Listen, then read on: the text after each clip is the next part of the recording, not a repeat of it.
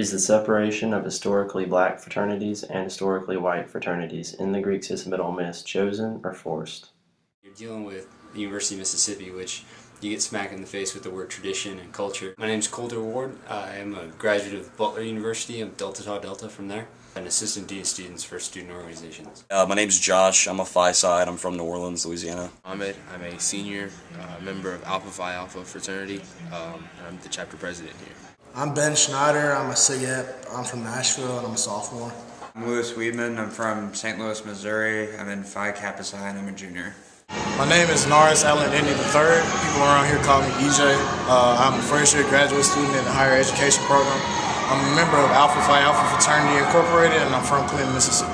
Evan Jones from Savannah, Georgia, and I'm an SAE. I'm the first member of my family that's been Greek.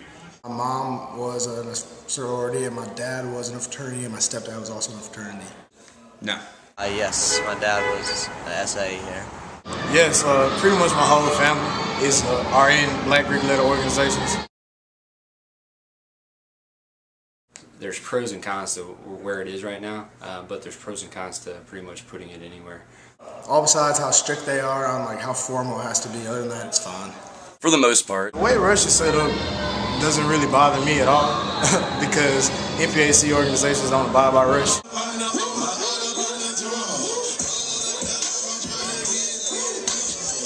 We have one Caucasian that's in the historically black ones too, so I don't really like limiting students to that, although we tend to do that here at the University of Mississippi. So just by the sheer number of students, it's very difficult to have the same representation. There are issues that you could argue one group is favored over the other. Like I know there's some things that we get to do that other groups might not get to do. So I think all in all, it's pretty fair. I don't feel they're treated equally, but no. I mean, I don't really see the black fraternities that much. I guess we just kind of do our own things. Next week is homecoming, and one of the biggest attractions for homecoming as far as it pertains to minority students is the step show that takes place. And I find it hard to believe that out of all of the different venues on campus, we weren't able to find a venue, and we were actually forced to move that show to a different week.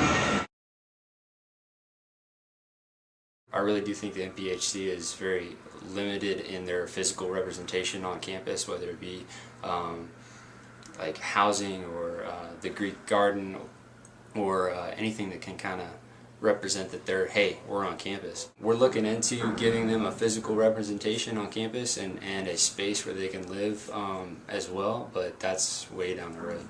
They still technically have the rights to that land next to Sigma Pi, and if they want to rebuild, they're more than welcome to do that. I do think that there should be, and that's something that my organization is working on. No. Yes. Probably not. I think that we do need some representation here on campus.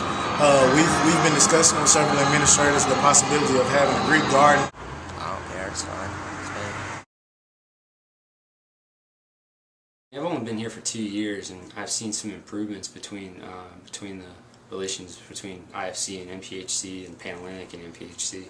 I think for too often, IFC, Panhellenic, and MPHC, and even some of the other student organizations really kind of separate themselves from each other and kind of live in silos. Before I was a member of the organization, our group historically didn't do many projects with, historically white fraternities and sororities. But in the last year alone, we've done a swap with AOPI and ATO. We've done we help with the chili cook-off. We do an annual dinner with AOPI now, so our relationship has gotten a lot better. They're separated, but they each do their own thing equally as well. I guess pretty good. We have a philanthropy with one of them. We don't really see each other that much, so I don't really know what the relationship would be. I feel like that is null and void, and whenever we do try to do anything together, it seems very forced. No, not really. It's pretty good, I'd say. More open communication between the administration and the Greek life officers. I think it should be more lenient like it used to be. It should stay traditional. Strike policy is bullcrap. I think it should have at least 3 strikes. So anything that we need to change, it would be our mentalities here. And racism still exists. Exclusiveness still exists.